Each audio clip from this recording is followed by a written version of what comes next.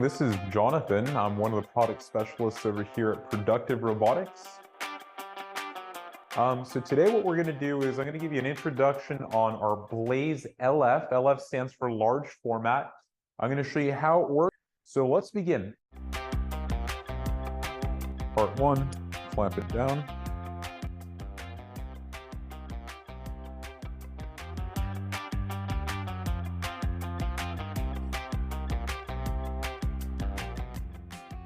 And first what we'll need to do is show Blaze where we want to start the weld.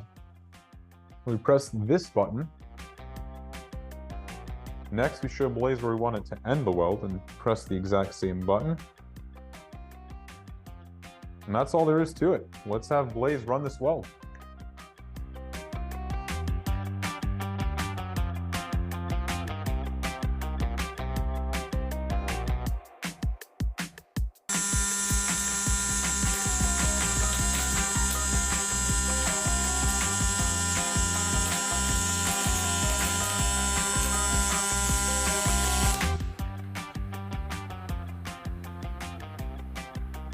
That's how simple it is.